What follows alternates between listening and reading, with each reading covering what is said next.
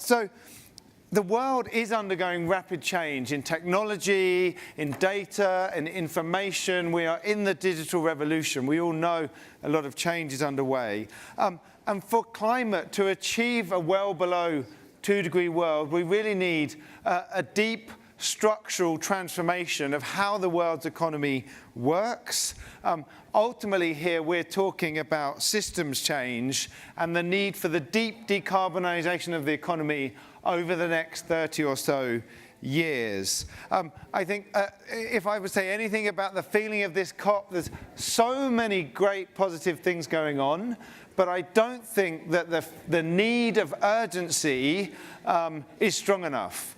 Christiana Figueres, the key architect of the Paris Agreement, very eloquently says that we have to peak emissions by 2020, that's 3 years away, and then bend the curve rapidly downwards afterwards. And you will have seen the announcement yesterday that emissions have just started to go up again after 3 years of being relatively level. So the science is telling us we need more radical action, and we cannot have business as usual anymore. Of course, with this big transformation comes a lot of economic opportunity for investors and businesses. They need policies to really help that transformation happen. So my name is Paul Simpson. I'm the CEO of CDP, the Carbon Disclosure Project. We run a global environmental disclosure platform on climate change, water and deforestation. And over the last 16 years, we've seen a 20-fold increase from the investment community in having the data on climate change so they can make smarter decisions. Some 6,300 companies from over 90 countries disclosed on climate change through CDP this year, alongside 570 cities. So we see that the data and measurement on climate change and environmental factors is getting much better. Is that really empowering the decisions? We're going to be talking about that with the panel. But we are seeing corporates, for example, taking some really bold action. And I know some of our panelists will talk more about this. But in the latest CDP analysis, 90% of companies who disclose to CDP have got emissions reduction targets. So they're planning to reduce their emissions. That's great. Some 320 companies have committed to set a science-based target. And I know Tom is going to talk more about that a bit later on the panel. And another 300 companies have said they are going to set a science-based target in the next 2 years. So we're seeing changing norms in business behavior. More than 100 companies from Google, Starbucks, and Amazon have committed to go 100% renewable electricity. So getting to zero carbon in their electricity purchases as quickly as possible. So I think we're faced with a bit of a challenge. In some parts of the economy, a transformation really has begun. And in some parts of the economy, it's fair to say the transformation is still being considered and probably hasn't really begun. And that's what we're here to talk about today. We see now that 75% of the companies who disclose through CDP say that their products and services are helping others to reduce greenhouse gas emissions. Again, coming back to that business opportunity, many companies are investing more in R&D and innovation, and I think it's been amazing to see the step change in the dialogue about electric vehicles, low emissions vehicles in the last 2 years. 2 years ago, we would not talk about the end of the industrial combustion engine. Now nearly every government in the world is considering at what point will they no longer be selling industrial combustion engines in their country. So that's really quite exciting and quite radical. So we've got a great panel today with both representatives from the investment community, from government policy, and from business and advisors to business about how this transition is really underway and are we moving fast enough. I'm just going to introduce the panelists, and I'll start with my left. Here we have Renat Heuberger, the founder and CEO of SouthPole Group. We then have Anthony Cox, the director of the Environment Directorate of the OECD, working with lots of governments around the world. Elvira Lefting, the managing director for Financing for Motion and an advisor to the Green Growth Fund, really doing a lot of great impact investing that we'll hear about. Anton Koller, the Divisional President for District Energy for Danfoss. And last but not least, Tom DeLay, the CEO from the Carbon Trust. So we're going to dive straight in. And Anthony, I'm going to come to you first. You work with lots of governments. Obviously, governments agreed to the Paris Agreement 2 years ago. How do you see the governments you're working with thinking about and implementing new policies to ensure the Paris Agreement is delivered? Well, thanks, Paul, and thanks to the World Climate Summit for having the OECD here. We actually quite rightly point out we are a policy group. We focus on pooling the experiences of best practice from across our 35 member countries of the OECD. We account for around 80% of the world's emissions and around 80% of the world's GDP. So this group of countries is a key group that needs to grab hold of the transformational challenge presented by climate change. As you might expect, Paul, the experience of our member countries is mixed. There are some leaders and some laggards. But I think one of the key things that is common amongst the policy directions we're taking at the OECD is actually reframing the climate challenge to make it more of a growth challenge. It is not the case that climate policy exists in a vacuum. Climate policy is a part of the economic policy system. It's influenced by and influences a whole range of policy levers the government has at its disposal. Competition policy, product market policy, labour, skills, trade, agriculture, and so on. So if you look at climate policy in just in isolation, then you're only you're fighting the challenge with one hand behind your backs. And what we've been focusing on in the OECD is making a more holistic approach to this. And I think this came through really strongly in the G20 this year, where Germany really did take a very courageous leadership stand and put climate at the heart of the growth agenda in the G20 and stood by it. In the face of some very strong headwinds from political headwinds from around the world. So it's that kind of leadership to have an integrated agenda that's key. So it's the reframing that is going to be the most important thing, and then you see the policies will follow. The biggest challenge, I think, Paul, in what you said is the change has all been incremental. Trying to do this in a transformational way is going to be the major problem for us. And governments aren't good at transformations necessarily. They're good at the incremental changes. So this is what we have to try and address. Great, thanks, Anthony. And there's a lot of part of the COP negotiations, but also very much in the real economy, is that we, in order to make this transformation, we really need the financial flows to do that.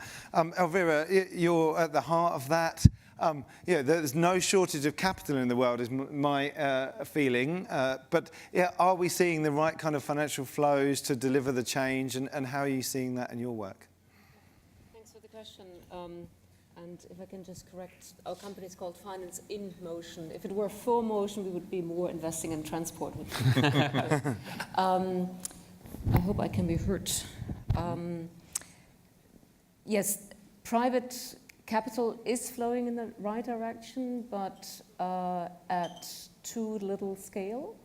And I think the paradigm shift that we all need has by far not happened. There is very powerful solutions out there, and let me take a small detour. I think that what typically gets neglected in all of these debates is that there is very simple solutions already out there. Deep decarbonization basically means that over time you transform infrastructure, technology, and behavior into an efficient one, and hopefully a zero-emittent one. And we have the technology for it for most parts. We have the capital to do so. But we need to absolutely change the mindsets. And what, in our view, is missing very, very often is the right standards to really incentivize and to disclose that this behavior and this technological change and behavior change is really being pushed. There's too much ability still for stupid capital to go into dirty business instead of turning this capital into smart capital going into clean business. And that is what we all have to very much work on. Energy efficiency, resource efficiency is an absolutely neglected and undervalued tool and instrument. And we have one gentleman on the panel who can speak to that. Sorry, there you are, Anton. Thanks. This is what we throw ourselves very much behind, that we believe that you need to work in a local given context, understand what is keeping people, governments, politicians, industries, businesses away from doing what is so obviously right. But it's not for lack of technology or lack of capital. I think it's for lack of will. And in my view, we are all too patient, too well behaved, instead of being not necessarily shouting at each other, but in the sense of deploying the technology, the capital, the smartness, the talent that is already there to really enforce this paradigm shift that has to happen. We know how to produce clean, in a clean way, good products that can be consumed without having a bad conscience. But we are not doing that. It's not happening at the scale that is needed, and therefore I think panels like this are very good, but I hope that we can really shift gears because we have to. Great, thanks, Elvira. Tom, at the Carbon Trust, you work with a lot of companies. Are you seeing the companies you work with, engage in this deep transformation of their business strategy to deliver decarbonisation? I think we are. I mean, 5 years ago, the big question was, do you really believe in the science of climate change? That's well past.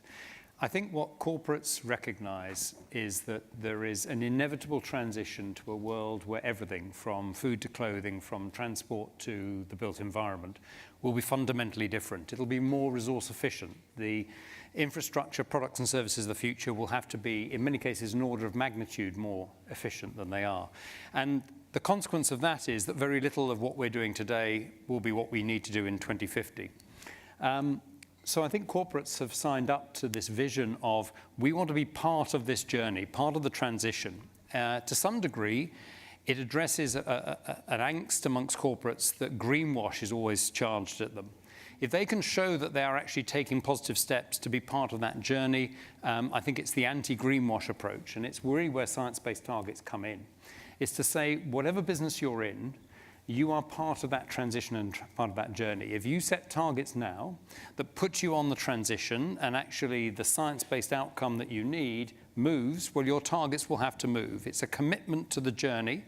It's enshrined in targets, and it almost always requires you to look beyond the boundaries of your own business, upstream and downstream at the full value chain. And that, of course, then brings in this whole question of actual fundamental redesign of your products or your services. And that's when it gets exciting. You go beyond the incremental if you embrace science-based targets. So we work with a lot of corporates on science-based targets. Everyone is different. Everyone has its own challenges. Some find it very, very difficult to see themselves as part of a 2-degree future. Some people feel, yeah, we can see how that works and we'll commit to that. A small number of really leading corporates are saying, actually, we can go beyond that. We're in a privileged position. We'll actually aim at a 1.5-degree future.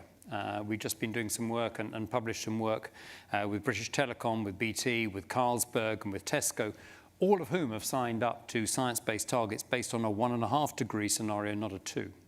So I think, yes, I think corporates are getting there. I think there is a difference between setting targets and making the changes in the products and services that you sell. But I think the commitment is absolutely there. And increasingly, we're seeing the capital flows come in as part of that as well. So, yeah, I think, to be honest, I think the corporate world, in this case, is leading. And I think to some degree, policymakers are having to follow. Great. We'll come back to Anthony on that in a while. Anton, you work in a business that's very involved in energy and district energy. How are you enabling your clients to really make this transition? Thank you very much for having me here today. And I'd like to share 3 concrete solutions how we can make this journey of implementation of the Paris Agreement. I think one, and I think is the most important one, I think, is energy efficiency. And this is very simple. We can do more with less. And I think this is also the promise from Danfoss. And I would say we can even do much more with much less. And I think this is also the beauty in energy efficiency. And when you take just some data, electrical motors consume 50% of the world electricity consumption. And if we take the technology which is available today, the efficiency technology, we can save 40% by 2040. I think these enormous numbers which just show that I think we still do not emphasize enough energy efficiency first principle. I think this is very important, and I think by that it's also clear we still need strong and clear regulations to drive this forward. Yeah? I think, as you said, ambition targets, scientific-based targets to get there. Another part in this discussion is also sector coupling. I think there is not the golden bullet. There is a need that the sectors are working together. So we will not succeed by just decarbonizing electricity. At the end of the day, we need to combine the different sectors, gas, power, transport. These need all to work together that we are successful in a solution. And here, district energy plays a key role because district energy can use different input from heat, from solar, from wind turbines, and use and store the electricity and the heat. And therefore, district energy and district cooling is a key enabler for such things. And the third solution, I think what I like to also share is, of course, smart buildings. And I think this is the journey of digitalization and what does it play in the building side. In the building side, you can say we get data from the customer, consumers, how they behave, but we get also data from advanced components, how exactly the flow is. And then you get also environment data from weather and therefore. And by this, you can optimize. And why it's so important to optimize buildings? It's because when you look at buildings like this, then it's designed for minus 20 degrees in Germany. But how often do we have minus 20 degrees? Huh? 2 days, 3 days? So at the end of the day, the building is always operating in part load. And you should optimize that the building is always operating at the best possible energy point. And this you can only do with the digital enabling of all the components. So I think this is what we see, these three very important parts of driving this forward. Great, thanks Anton, and some really helpful practical examples. Renat, at SouthPole you're really in the solutions business, I see it. You know, how are you working with your clients to provide the solutions for this transformation? Sure, ladies and gentlemen, thanks for having me here. My company SouthPole, we're a project developer, financing projects around the world to reduce emissions, and we're also an advisor and data provider for companies.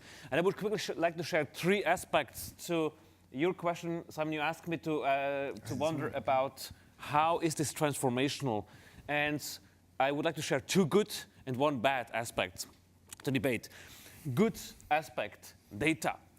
It's totally transformational. We've seen in the past couple of years in terms of data availability. When we kicked off our company 11 years ago, when I had interacted with companies, the reason for engaging in climate change was typically, well, be a climate leader, it's good for your reputation, and that was more or less it. And it was okay, but we preached to the converted. We preached to those who were already good and did all the right things. Now, with more data available, the new show in town is risks. We have now people who can calculate scenarios. So what happens to your assets and to your supply chain in a 2, 3, 4, 5 scenario? Guess what? That's exciting people on a different level, let's say. Because all of a sudden they see, this is actually quite serious. And because of this new discussion we're having, which is of course powered by the TCFD and other, and of course the very great work of the CDP is doing, all of a sudden people are looking now at solutions. They say, okay, if this is the case, how can I finance to become more resilient? And then the next question is, and how can I actually also finance to put my company on a low carbon pathway? So the mitigation aspect and the adaptation aspect are all of a sudden linked. So that I find is really transformational, it's data. The second aspect, I would call it the marriage between business and environment. Look at RE100, another thing that a lot of people on the panel here are pioneering. RE100, why would a company go for 100% renewables? When we advise our companies how to do that, we typically say there's 4 aspects. 1, you can install solar panel on your site. 2, you can engage in long-term power purchase agreements. 3, engage in energy efficiency.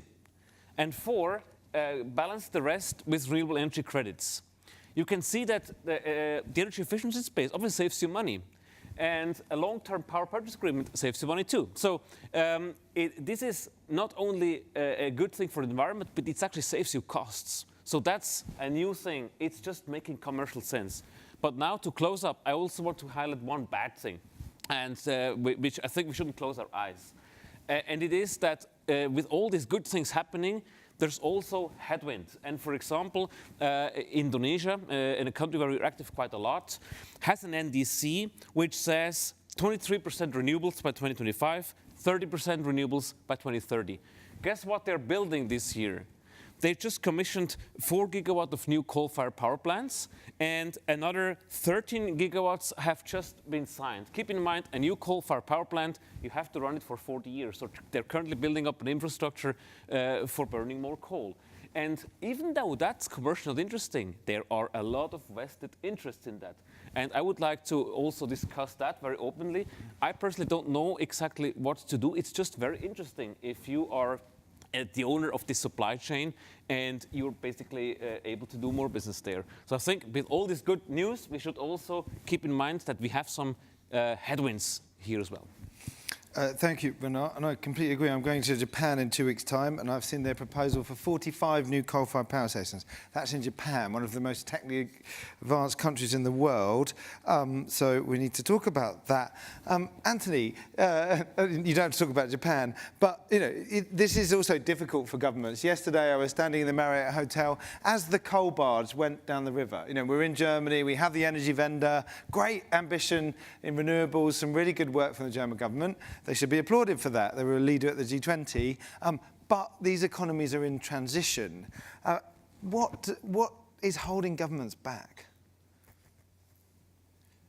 Well, I think there is no doubt that there is a lot of inertia built into the system. And I think it's very hard for a number of governments to take the kind of steps to radically transform the economy. There's a range of issues that underpin that resistance. One is you have a lot of carbon entanglement in governments, so that government revenues, tax revenues, are highly fossil fuel dependent in many countries.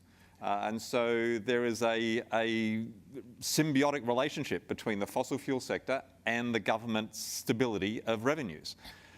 Disentangling that carbon entanglement is really hard. How do you replace the lost revenues when you close down your coal sector from all your royalties? This is not a climate policy issue. This is a macroeconomic stability issue. Secondly, is governments have an eye on political survivability. We very much need to have a closer look at the just transition.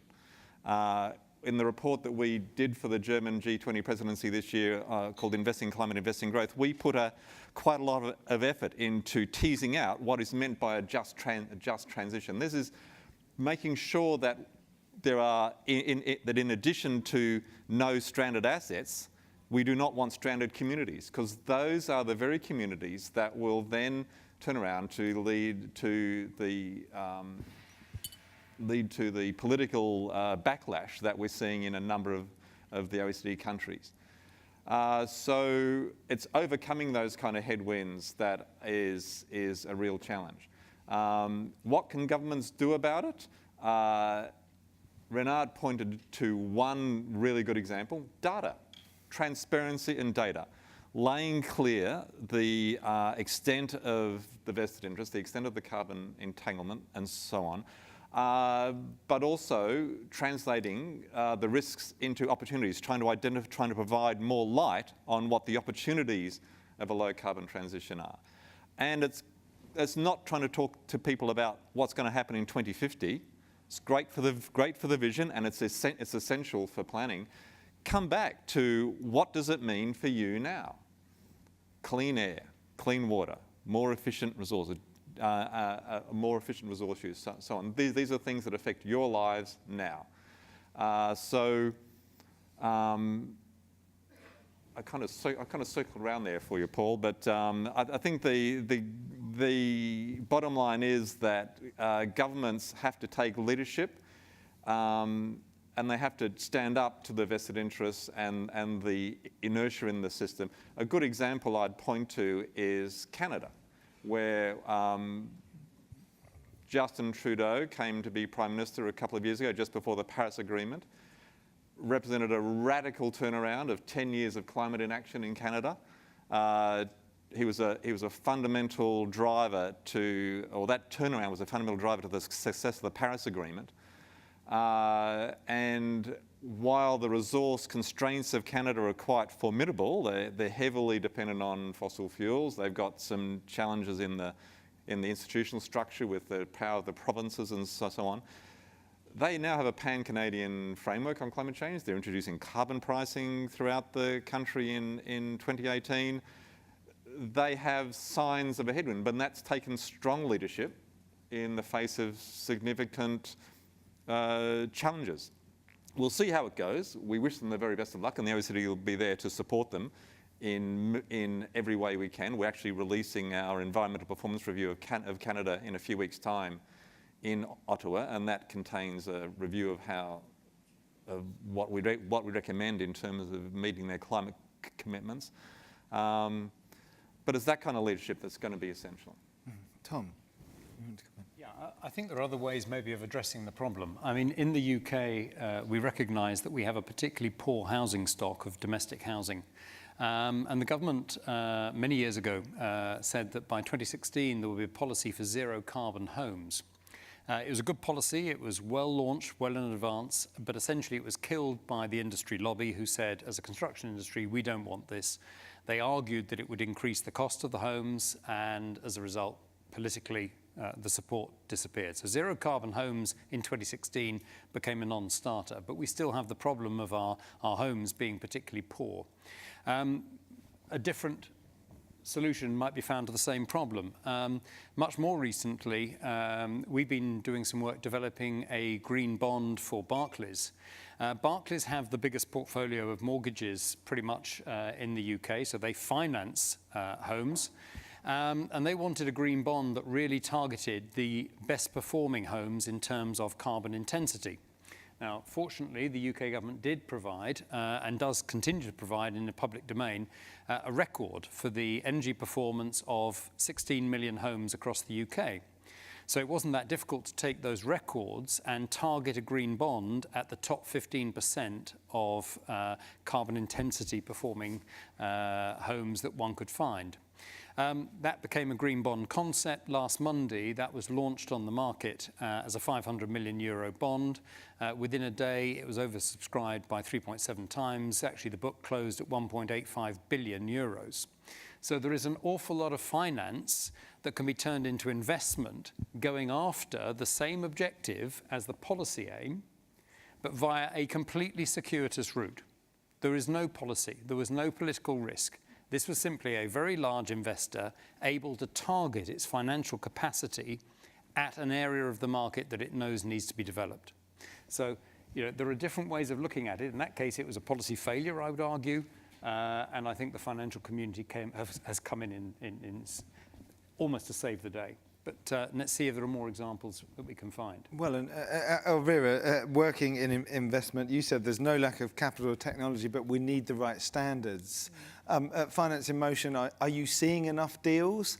Sometimes we hear investors say, well, we would invest more in the low-carbon economy, but we haven't got enough bankable projects. Do you see enough deals? Is there enough deal flow for your investments? We only focus on generating new projects and generating new assets. We are not refinancing something that already exists, and I think that's also very, very crucial to identify that a lot of what is being labeled as green right now is actually relabeling something that already exists, which can be green, which can be sustainable, but I think the real thrust needs to go into enabling a new green growth strategy. And that means that financial institutions in particular need to have mainstreamed this in their institutions. It shouldn't be just a side business that somebody in a corner sits and sources green assets and knows how to report on that, so that in the corporate social responsibility report it ends up being a glossy page.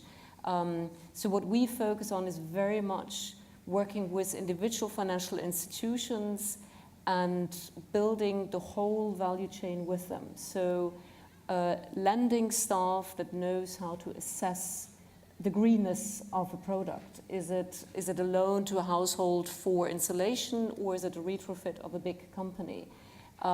We go into all of the environmental and social aspects. So we train financial institutions so that this compliance and management aspect isn't forgotten.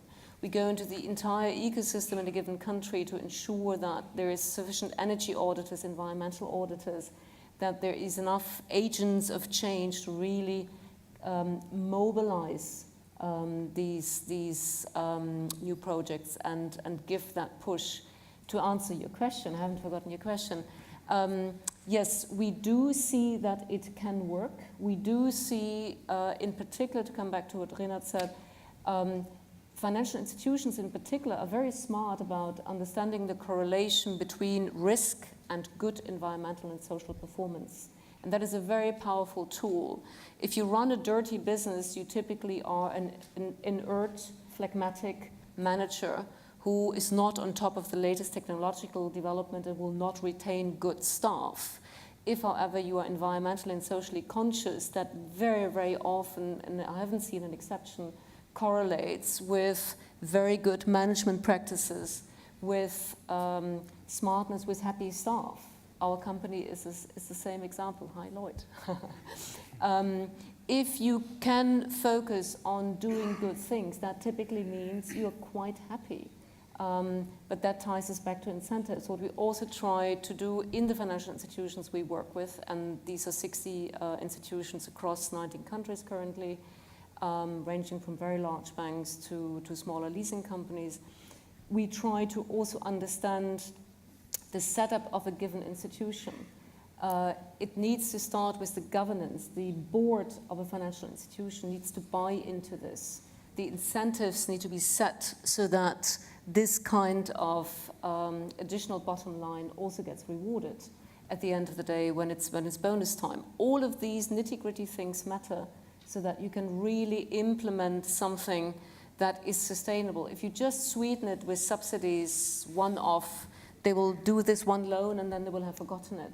So you really have to have this institutional change, the whole setup, from the marketing department to the accounting department and the reporting team and everything in between to really enable this change.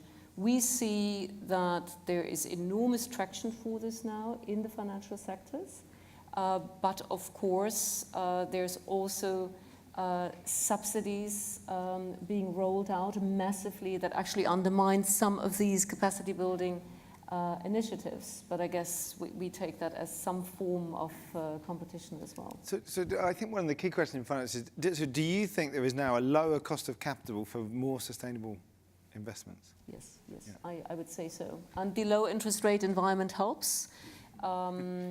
A third of the capital in our funds comes from private investors. So when, for example, a household in Kosovo takes an insulation loan, for sure there's 30% of that funding from the bank, when it comes from our fund, comes from private investors. The same in Azerbaijan in a company, the same in Ukraine in a municipal finance structure. This is now much more easy because you have a track record in the asset class. You can very well prove that doing sustainable business is at least on par, if not better remunerated, because of the lower risk. You have to have less impairments, less reserves, less losses, less workouts, less trouble, and all of that matters in terms of transaction costs.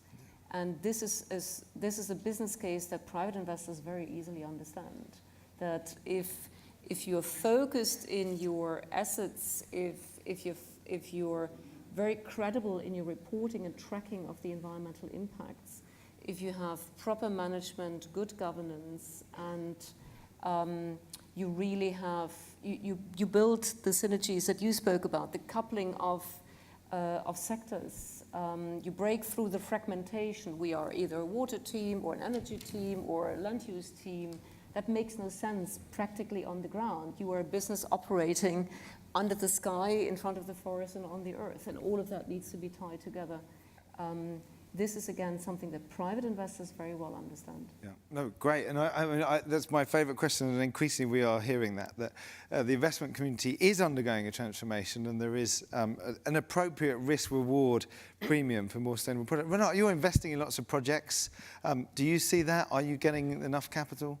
Yeah, it's actually very good points. And I don't think the investors have changed. Because, frankly, investors, I wouldn't say stupid, but let's say simple. Investors are simple people. Why are they simple people? They care about risks, returns, and scale. If you're above the benchmark, money flows. You're below the benchmark, money doesn't flow. So I think you can't change that pattern the way investors do, but you can change the fundamentals. And we are advancing on all fronts. One thing we haven't really discussed, scale is no important factor. If it's a scalable business, investors are more likely to take higher risks. And what happened, for example, with solar power, it's mind-blowing. I mean, if you have looked at this space 10 years ago, you were a freak if you were talking about that. Electric vehicles. If you had come out in Germany and said 10 years ago, at one point, Germany might actually say the internal combustion engine is illegal, you would probably have been jailed, I guess, for treason, I don't know. So this has happened. And so we have scale here. Risks, I think we've discussed already. And I would like to just highlight one more thing, which is actually returns. And there, what we see, a lot of people have in their investment calculations a virtual carbon price. Some companies start to price carbon internally and say, I'm assuming a price just in anticipation of a potential regime change, reputational issues, and so on. But I think it's very important that we don't take our eyes off the ball.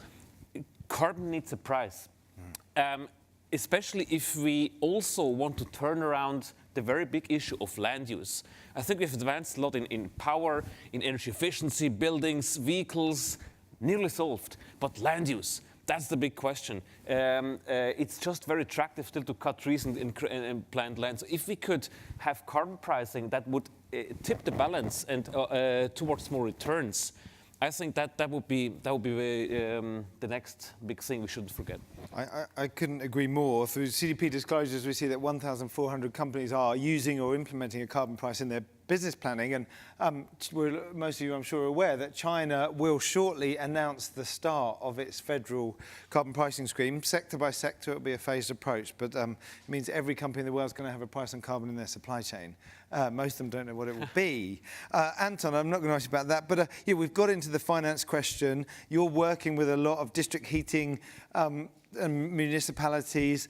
Is the finance there for those projects, and are people willing to invest in the lowest carbon solutions? Yeah, I think first of all, when you look at this, what I discussed, and I can share a lot what has been said before, there is maybe different solution for different places. Yeah. And because why? Because the solutions will be decentralized. You need to grab the opportunity you have. So look at Munich. Munich, they are lucky, like in soccer, you know, they're always lucky. But they are sitting on a thermal plant. So a big place on thermal storage below Munich. So they just drill a hole and heat the city. And that's easy to finance, yeah, because it's secure. It's a long-term safe investments. For the next 30, 100 years, it will work. And it will be also independence. So I think this is connected, the finance and the financeability to choose the right solution in the settings where you are. And I think this is very important to understand. I think, of course, when you look at China, as you mentioned before, China and carbon, they are going now more on that. We had projects where we helped cities to develop how to use their waste, their excess heat from industry. For them, this is already a big step forward, so they can shut down the coal power plants for only heating. So I think there are different solutions, and I think on financing, yes, they are struggling still to get financing because I think on the city level, it's very often difficult for them to get it out of budget. And I think this is very much what you said before, Elvira. We should not divide between green financing and other financing. It should be one, and it must be seen as a complete package. Great. So we're going to go to the audience for questions. If I'm hoping you have some. And we'll take 3 at once if there are some. I understand there are microphones. So does anybody have any questions? And if you do, if you could just say your name, where you're from, and keep your question fairly short. Yes, I think there's a gentleman here towards the back. Thank you. Thank you very much for this opportunity. Roman Zinchenko, Green Incubator, Ukraine. I would probably address Mr. Delay with this question, but also all distinguished panelists.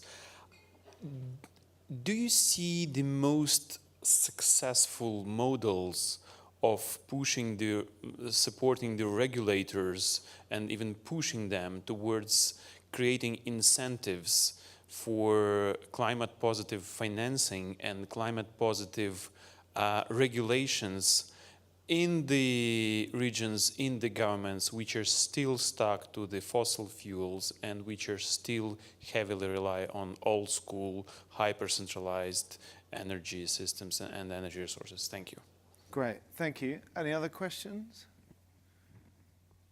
Normally after the first person has gone, everybody else reveals their question. No? So last opportunity. Yes, wonderful, the lady here. Thank you so much. I'm Kaya Christine. I coordinate the Parliamentary Forum on Climate Change in Uganda. And we have obvious cases to fund. We are in the developing world. We want to set our structures right because we still have that chance. But we are in a dilemma. We have oil. I hope some of you have heard about it. Environmentalists are like, don't extract that oil. You are going to destroy the environment. A lot of climate change issues may arise. At the same time, the leaders of the country are like, if we don't extract oil, what are we going to do? How are we going to develop the economy of our country? So we need financing of such initiatives. If we have calculated barrels of oil that are worth some amount of money, we would need payment of such amounts such that we don't extract the oil. We conserve the environment, because it may be very, very expensive to reconstruct the infrastructure that is yet to be destroyed. Thank you. Great, thank you. Great question. We've got, for one more, there's a gentleman over here, please.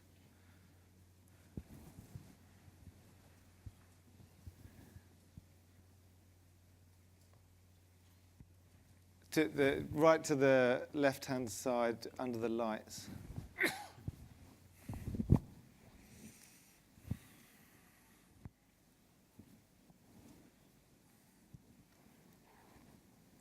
Thank you, Mr. Chair. Jovin Hari, Singapore. I heard that there is the flow of capital, of technology, and of talent. My question is about talent. Hence, for this new climate economy, I would like to hear from the esteemed panel how they go about getting the talent that is skillful enough to run these new business models. I've been lucky to run in the Bonn zone and in the other innovation forum, and one of the key things has been that we don't have the people who understand these different business models and also who are able to do the language translation from an old business to the new business for the new decision makers. Thank you very much.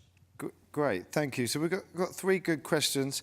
Let's start with the first one around, regulations. How should governments approach regulations? Should they focus on incentives, particularly where they're coming from a very different place? Anthony, do you want to start with that? I'm sure Tom will have something to say about this as well. Sure, I can kick it off. I mean, there's there's obviously the core things that government should be doing, as well. Everyone's calling for it. Carbon pricing more extensively applied and more effectively implemented, with less carve-outs, stronger prices and more predictability. The other one is reforming fossil fuel subsidies. This is the kind of the bread and butter call of the OECD. We say this all the time. But beyond that, I think that one of the big things that governments can do is reduce the government-induced policy risk. Policy, we've seen in a number of our member countries, goes in fits and starts. You put in place a regime to foster renewable energy, then a change of government or a fiscal crisis, and you think, oh my goodness, we'll have to cut that, and so then the policy changes dramatically. Going in fits and starts is not conducive to a smooth transition to the long term. So what we must be looking for is policy that is flexible to be able to respond to changing economic, social and environmental conditions. For example, we are now confronted with a situation where the intensity of the climate change seems to be coming faster than we thought it would. We need to be able to flexibly respond to that. The emissions are rising, starting to rise again now when we thought that they were levelling off and in fact going to head in the other direction. We have to be able to flexibly respond to that. But we have to do it, governments have to do it in a way that is predictably flexible. So chopping and changing government policy is not going to help here. Great. Anyone want to build on that, on the regulation piece? Tom? There was something very interesting in the question. I mean, it was basically, is there a correlation? Is it more difficult to see good regulation in a situation where that could be in conflict with the interest of the country or of the state? And I think fossil fuels was quoted. I mean, for a long time, people have asked the obvious question, why does California take a lead in terms of auto emissions? And it has done so for many, many years. And the harsh reality is that California is not the home of any major auto industry. There's no manufacturing of any real scale in California. And therefore, within the federal system, there's one answer. But at a state level, it makes absolute sense for auto emission controls to be far heavier and far more progressive in California than anywhere else. And that we're still seeing today. I mean, this is something that's happened for over the last probably 15, 20 years, and it's still here today. We've got Governor Brown out here very much promoting a very progressive view of the United States, because from a California perspective, that makes sense. So I think you're right. There is a correlation between the way in which one can implement regulation and policies and the interests of the party, state, country concerned. And I think that's life. Anton and then Renat. Yeah, I just wanted to add here is on the regulatory side, you can look also to the city which has maybe the most ambitious plans, and it's Copenhagen. 2030, they like to be CO2 free. And how do they do this? And I think, of course, again, I think it's a little bit of a story. They had the bad experience in the 70s with the oil crisis. So I think they were more pushed by fear over the last 20 years, my Danish colleagues. But I think at the end, they're going now for this, I would say, best system in the class, and also by connecting different sources again. Yeah? I think when you look at the city of Copenhagen, now you will have district heating coverage, 80%, district heating and cooling, for the whole city, and they will also utilizing sector coupling. So they're utilizing the district energy as the storage for the excess wind power during night. So when they have too much electricity from wind, they will store it in a big thermal storage with heat pumps. This is exactly the solutions which are leading to the right results. Yeah. Renat, do you want to come on this regulation point? Yes, just shortly. In Switzerland, we had the vote this year about a new energy bill, which would put us on a renewable pathway. And people were asking, why was it possible that the majority of the population voted yes? Reason was that there was a coalition of not only NGOs, but also business leaders who understood that actually the transition is bringing more business to Switzerland than the old-fashioned way. And I think that was the key. And so the recommendation also to Ukraine and all other countries, try to force the coalitions where, I have to say it, of the winners. Who is winning in this country because of new technology? Who is engineering? And bring these guys together and start lobbying. We have to use the same weapons that the other side is using. Great, and yeah, the stronger the opportunity, the more people will run towards it. A really honest and key question from the lady from Uganda.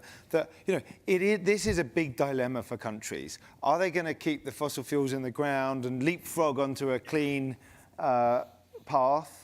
Or how as a government should we think about this? And this, this is not just an issue for Uganda; it's an issue for every developing country, and really for every country. The UK has very little fossil fuels of its own left anymore, so it's quite easy to say we're going to phase them out. There are other big countries who have lots, as Thomas said, who find that difficult. And anyone, what should governments be doing with their economies to keep more of these fossil fuels in the ground, but make sure the economy thrives? I mean, this is the key question that everybody's struggling with at COP. I mean, the answer that comes to mind is choose your advisors well, because so many vested interests will come into play, and I think that is the hardest job for a government like the one in Uganda to fight off the wrong advisors. I think, again, technologically wise, you can have such a paradigm shift, such a quantum leap to a resource-efficient, energy-efficient production level and consumption level. But of course, that takes a long-term vision, and that takes partners that help you in this without vested interests or without too many vested interests. And I think that sounds extraordinarily difficult to achieve. I think it's a multi-billion-dollar question, but one answer is, and it's maybe a bit radical, but if we manage to run down the trajectory of low energy costs so fast that more or less energy is for free very soon, then it starts becoming unattractive to extract, especially or at least to dig new holes. And I think we now have a shot at that. It could be possible that in 20 years from now, energy is more or less free. And I would just say that I think it really is a really difficult question, the most difficult question of all. But it's not just Uganda, it's not just the developing and emerging economies, it's OECD economies as well. My own country, Australia, is struggling with exactly that. It's got thousands and thousands of years of coal deposits there. What are they going to do to them? Are they going to turn their back on the potential to dig them out of the ground? What's the revenue source that's going to replace it? And this gets back to the kind of economy that you want to have, the degree of carbon entanglement that is going to drive your policy, the role of vested interests. And I think that's very good advice from Elvira on choose your advisors carefully. I don't think there's any simple solution to it, apart from trying to keep an eye on what the goal is. If that is better air, better jobs, technologically advanced energy access, we have solutions for all these, and they don't necessarily involve fossil fuels. And as Renat said, the price of renewables is coming down so fast that at some stage soon fossil fuels will be uneconomic, and the market will take care of that. So we're going to, the final question, let's move on to that. We're running a bit short of time. Just maybe one of two of you briefly, do we have the talent and skills available now to create this transformation? Maybe I can give one example. We run global competitions, startup events, technology, innovation camps, etc., etc. And we don't see a difference between the countries. What we see is that a certain age group, and that is typically now people under 35, for them it comes extraordinarily natural that you need to lead a sustainable lifestyle and that you have to invest in making this happen. I think there's a little bit of a generation issue. Of course, there's all of these difficult topics as well. Typically, the higher the income, the more ideas flow, because people have already seen that it can come to fruition. They haven't had the frustration, etc. But I think that nourishing talent and nourishing a new generation, that is very, very possible. We see that on a daily basis, that we do not only get ephemeral pitches, but real life ideas and concepts and startup and young companies that really are throwing themselves behind these ideas, working very, very hard and making it happen. And that gives me a lot of comfort that this is very much doable. But your question was also on translation, and I think translating all of this for consumers into something that guides them and into smaller businesses that doesn't break their neck because the transaction cost of implementing change would be so humongous. I think that is a job that also we have to keep in mind. You earlier on said we have to make sure that there are no stranded communities or stranded workers, people that are left out of this. That needs to be part of our job as well. Great, thanks, Elvira. So we're right at the end of the panel. I'm going to ask the panel to conclude with one final question, but very short answers, please. If there is one obstruction in the system that is holding back this transformation that you'd like to see tackled or removed in the next year, what would that be? And we'll go along the panel. Renat. It's the one we discussed, vested interest in coal, and what the lady from Uganda mentioned.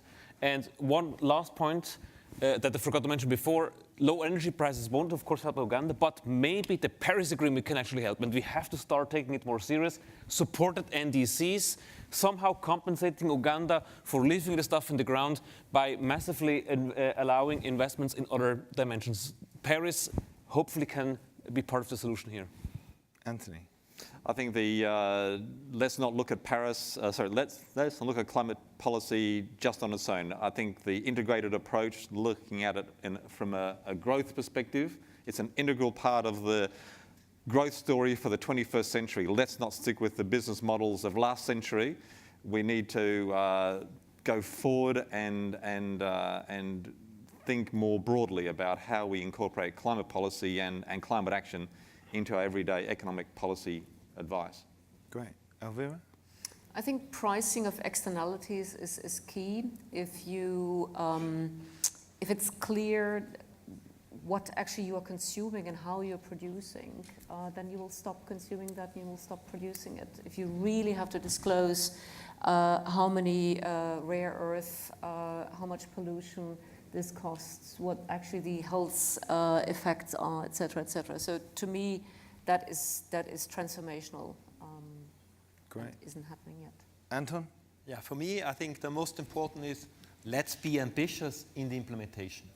And I think you have very good examples, like the leader one, these companies which are taking further, and I think so should do governments. I think they should also be ambitious in the regulatory they implement to get a certain speed in implementation. That's great. What I would say. Tom? I think the one thing that would make a bigger difference than everything else will be a positive signal from consumers that they really want this to happen. I think we're seeing it in younger people, Generation Y, 18 to 25-year-olds, particularly in developing economies. And that is incredibly powerful as a signal because those developing economies are the ones where increasingly corporates are focusing their growth plans. But a clear signal from consumers they really want something, because everything else will fall in behind that. The political will, the financing, everything will fall in behind a real want. You know, smartphones 10, 15 years ago were a fantasy. Most people did assessments of skills and said, we don't have the skills to do this. We don't have a whole load of things to do this. Well, we do, because when somebody really wants something, the world will make it happen. And I think we want more engaged consumers. Great. So I think we've had a really interesting, exciting panel that, you know, I'm not going to summarise it too much, but I do think that the structural transformation of the global economy is already underway. It's irreversible.